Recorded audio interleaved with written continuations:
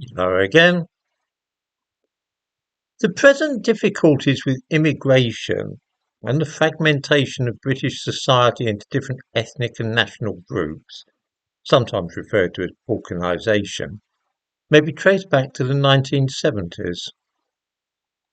As with so many other undesirable things in modern Britain, this problem began in the United States and then crossed the Atlantic to infect our own nation. Up to the 1960s, both Britain and the United States had similar attitudes towards immigration. It was assumed that those coming from other countries would try and fit into the society to which they came and follow the rules and conventions which they found there. So it was that immigrants to Britain were expected to learn to queue like everybody else, not to make too much noise in the street, and to behave in public as the British did. In the United States, this idea was called the melting pot.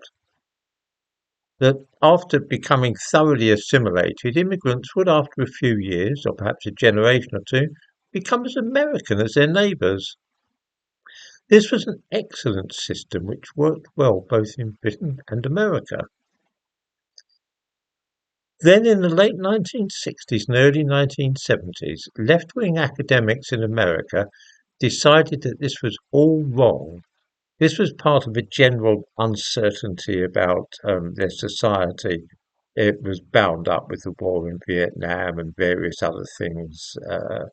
Martin Luther King, the civil rights movement, and all the rest of it. It was a general uncertainty that their way was right, that the way of white Americans was the correct way to live.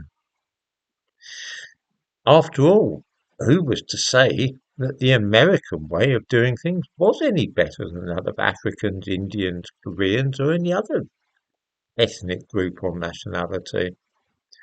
Why should they try to fit in? Maybe they should just stick to their own way of life when they emigrated to the United States. This idea was known as multiculturalism, in which a mosaic of different religions, languages, and ways of life would all operate alongside each other. Instead of the melting pot, there would be a salad bowl, with the different immigrant communities all retaining their individual identities, even to the extent of continuing to speak in their own languages rather than hurrying to learn English. This peculiar idea took a few years to cross the Atlantic, but throughout the 1980s it became the dominant ideology regarding immigration to Britain, and today it's the only game in town. Nobody ever talks these days of integration. Of course, integration didn't mean entirely abandoning one's own culture. It never did. Jews have managed to remain Jews and practice their religion, and the same goes for Hindus. You will notice, though, that Jews and Hindus ask for no special consideration. For them, their religion doesn't prevent them from integrating completely with the society to which they have moved. I've had friends who were devout Hindus but never talked about their faith, and they didn't need to go to a temple or anything. There might perhaps be a shelf in the home with a picture, say, of Amber Mata or something, and one or two other things, but that was perfectly adequate to maintain their religion. They didn't need to make an exhibition of themselves or require schools to serve only food acceptable to them. I never knew a Jew to do such a thing either. Integration has worked perfectly in those cases. What has happened with multiculturalism is, of course, that parallel societies have grown up.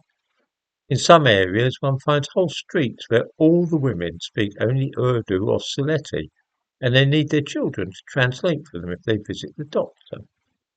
Why should they learn English? They're not expected to assimilate with the society in which they've chosen to live.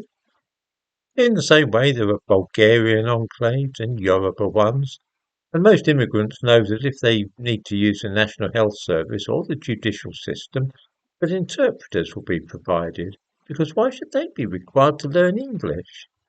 Urdu, Igbo, or Sylheti are just as good languages as English, aren't they?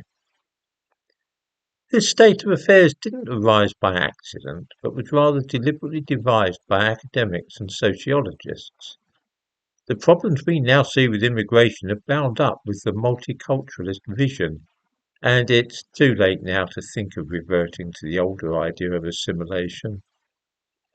Had we stuck to the requirement for immigrants to integrate and also limited the levels of immigration, then I don't believe that we would have the sort of problems we are now experiencing.